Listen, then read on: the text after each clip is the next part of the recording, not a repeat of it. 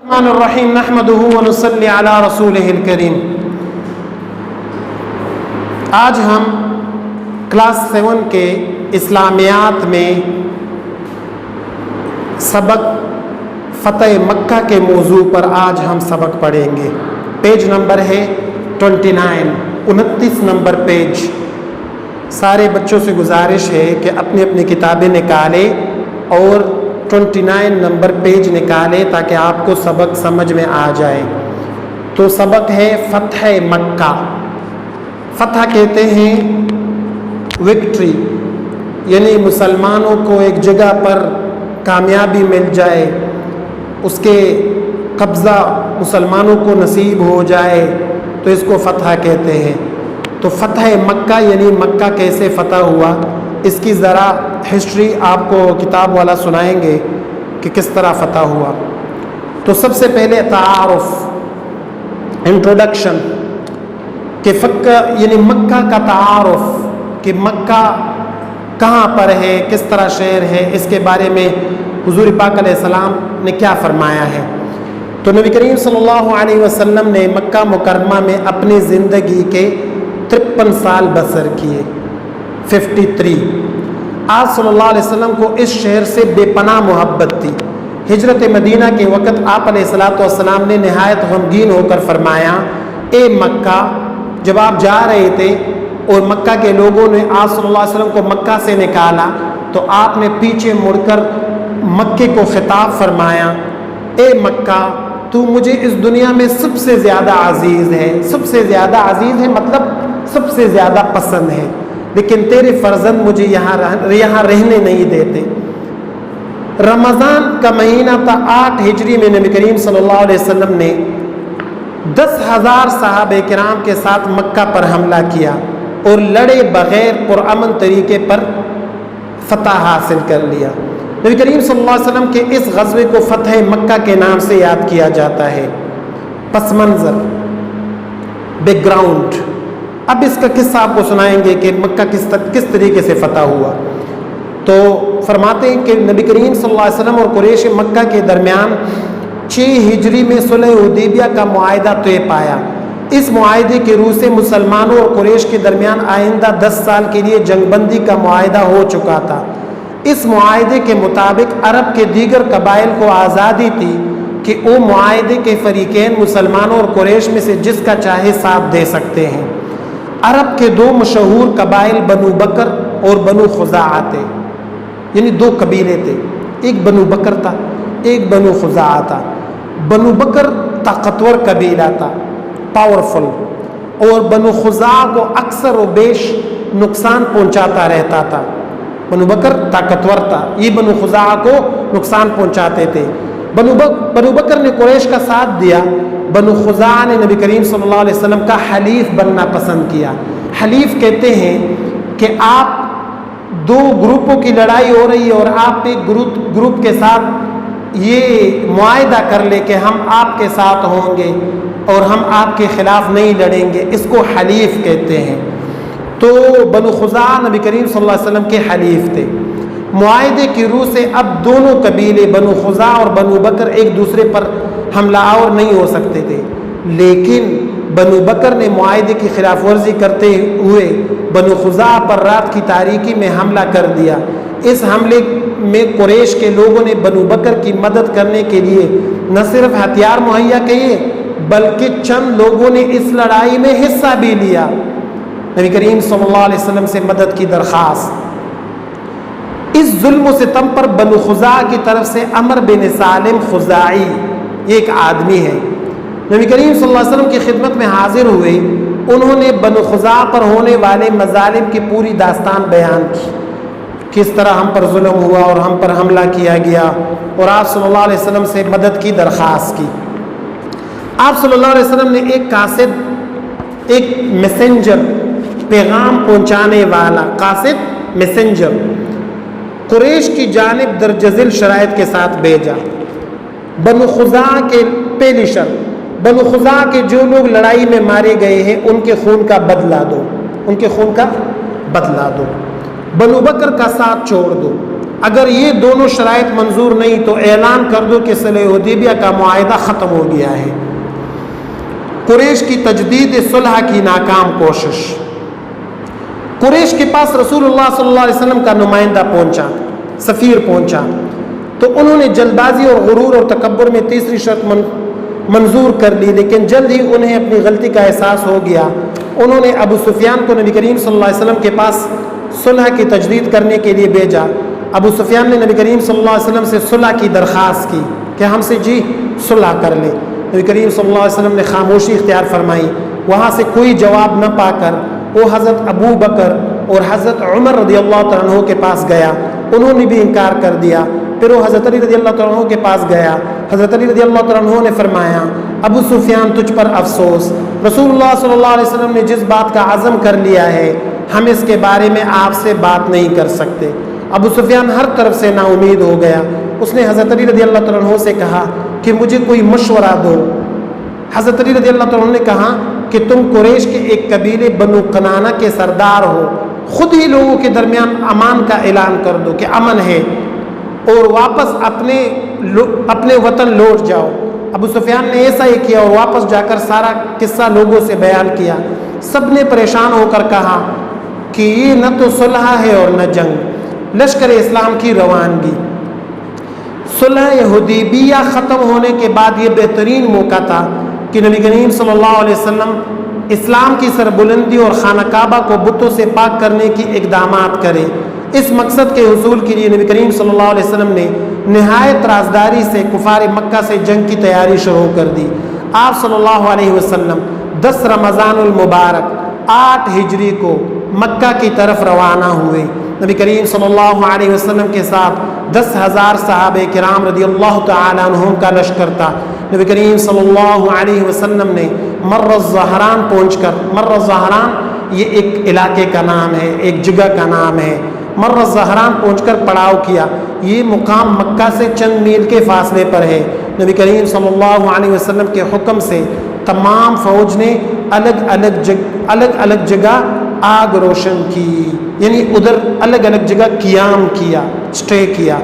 ابو سفیان کا قبول اسلام۔ اب اس پیراگراف میں یہ فرما رہے ہیں کہ ابو سفیان کس طرح اسلام لے آئے، وہ کس طرح اسلام میں انٹر ہوئے۔ اللہ تعالیٰ نے قریش پر ساری خبروں کی رسائی روک دی تھی، اس لیے وہ حالات سے مکمل طور پر لا علم تھے۔ اس صورتحال میں وہ خوف اور اندیشے سے دوچار تھے۔ حالات سے باخبر ہونے کے لیے ابو سفیان، حکیم بن حزام اور بدیل بن ورقہ مکہ سے نکلے۔ راستے میں انہیں نبی کریم صلی اللہ علیہ وسلم کے چچا حضرت عباس رضی اللہ تعالیٰ عنہ مل گئے۔ حضرت عباس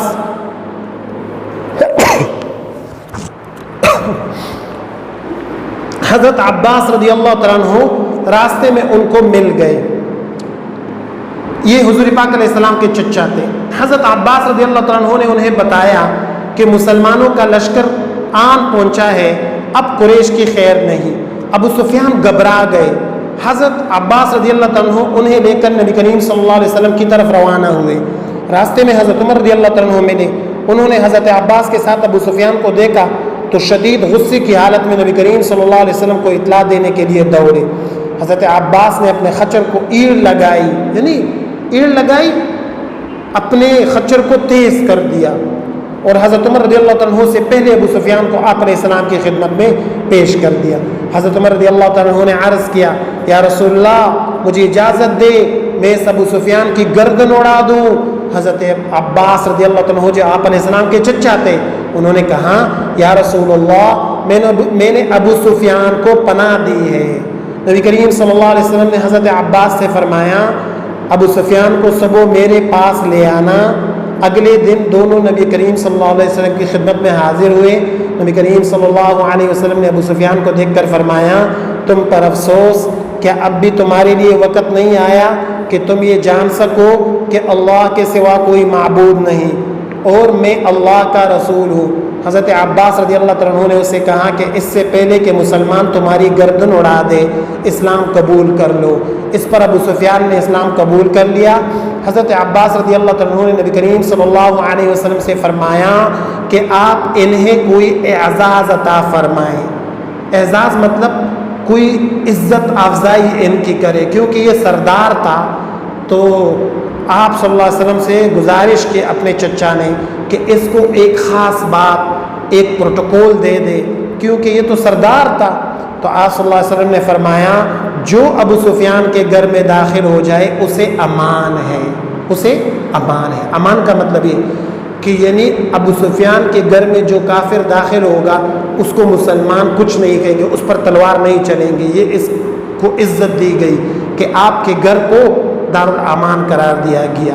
جو اپنا دروازہ اندر سے بند کرے اسے امان ہے، یعنی اپنی کنڈی گھر کی وہ اندر سے بند کرے تو اس کو بھی مسلمان کچھ نہیں کہیں گے، اور جو مسجد حرام میں داخل ہو جائے بیت اللہ شریف میں اسے بھی امان ہے۔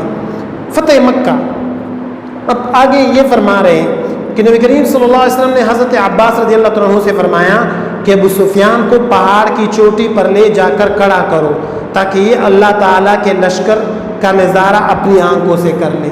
تو اس طرح صحابہ کرام آ رہے تھے، نبی کریم صلی اللہ علیہ وسلم پیچھے پیچھے تھا، اور سارا لشکر مکہ میں داخل ہوا۔ تو اسلامی لشکر کی شان و شوکت دیکھنے کے بعد ابو سفیان دوڑتے ہوئے مکہ پہنچا اور بلند آواز سے پکارا، قریش کے لوگوں، محمد صلی اللہ علیہ وسلم اپنے بڑے لشکر کے ساتھ مکہ پہنچنے والے ہیں، جن کا مقابلہ کرنے کی تم میں طاقت نہیں۔ ابو سفیان نے اہل مکہ کو نبی کریم صلی اللہ علیہ وسلم کی طرف سے امان کا پیغام پہنچایا، پیس، امان، امن، یعنی حضور صلی اللہ علیہ وسلم آپ کو کچھ نہیں کہے گا، بیت اللہ میں داخل ہو جاؤ یا میرے گھر میں داخل ہو جاؤ یا اپنے گھر میں داخل ہو جاؤ، کنڈی بند کرو، اپنے گھر کی اندر سے کنڈی بند کرو، پھر آپ کو کوئی کچھ نہیں کہے گا۔ اسلامی لشکر جنگ کے بغیر نہایت شان و شوکت سے مکہ میں داخل ہوا۔ آپ صلی اللہ علیہ وسلم نے اپنے ساتھیوں کے ساتھ مسجد حرام میں تشریف لے گئے، حجر اسود کو بوسہ دیا اور اس کے بعد بیت اللہ کا طواف کیا۔ اور حضور صلی اللہ علیہ وسلم کیا پڑھ رہے تھے اس وقت؟ تو فرمایا، آگے پیراگراف میں کہتے ہیں، حق آ گیا اور باطل مٹ گیا، باطل مٹ گیا۔ بیت اللہ کے گرد اس کی چھت پر 360 بت تھے، یہ بیت اللہ کے گرد جو تھے 360 بت تھے، جس کی یہ مشرکین مکہ عبادت کرتے تھے اور اس سے خیر اور شر کی دعائیں بھی مانگتے تھے۔ آپ صلی اللہ علیہ وسلم کمان سے ان بتوں کو ٹوکر مارتے اور یہ آیت تلاوت فرماتے، جاء الحق وزهق الباطل ان الباطل كان زهوقا۔ سورہ بنی اسرائیل میں یہ آیت ہے۔ ترجمہ، جاء الحق، حق آ گیا، وزهق الباطل، اور باطل مٹ گیا، ان الباطل كان زهوقا، بے شک باطل تو مٹنے ہی والا ہے۔ عام معافی کا اعلان، عام معافی کا اعلان۔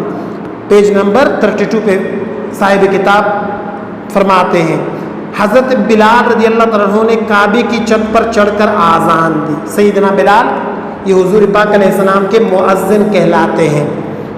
یہ کالے حبشی غلام تھے، پھر اسلام لے آئے، پھر اللہ نے اس کو بہت بڑی عزت دی اور اللہ کے نبی کے مسجد کے مؤذن ہو گئے۔ آپ صلی اللہ علیہ وسلم نے خانہ کعبے کے اندر نماز ادا کی، نماز سے فارغ ہوئے اور خانہ کعبے سے باہر تشریف لائے۔ خانہ کعبہ کے باہر قریش مکہ سر جھکائے کھڑے تھے، اس طرح کھڑے تھے، شرمندہ شرمندہ۔ آپ صلی اللہ علیہ وسلم نے ان سے کہا، قریش کے لوگوں تمہارا کیا خیال ہے؟ میں تمہارے ساتھ کیا سلوک کرنے والا ہوں؟ انہوں نے کہا، آپ صلی اللہ علیہ وسلم کریم بائی ہے اور کریم بائی کے بیٹے ہیں۔ یہ سن کر آپ علیہ السلام نے فرمایا، لا تثریب علیکم اليوم۔ یوسف علیہ السلام کی بات کی کہ سورہ یوسف میں ذکر ہے کہ یوسف علیہ السلام نے اپنے بھائیوں سے کہا تھا، لا تثریب علیکم اليوم، تم نے ساری زندگی میرے خلاف سازشیں کی، مجھے کنویں میں ڈالا، لیکن آج تم پر کوئی گرفت نہیں، جاؤ تم سب آزاد ہو۔ مکہ کے لوگوں نے آپ علیہ السلام کے خلاف ہر قسم کی سازش کی، آپ کو قتل کرنے کے منصوبے بنائے، آپ کو مکہ مکرمہ سے نکالا، مدینہ لے گئے۔ آپ صلی اللہ علیہ وسلم مدینہ انہی کی وجہ سے ہجرت فرما گئے تھے، کیونکہ یہ لوگ مکہ میں تنگ کر رہے تھے۔ آج سب آ گئے تھے، لیکن حضور کے تلوار کے نیچے، لیکن حضور پاک علیہ السلام نے سب کو معاف کیا۔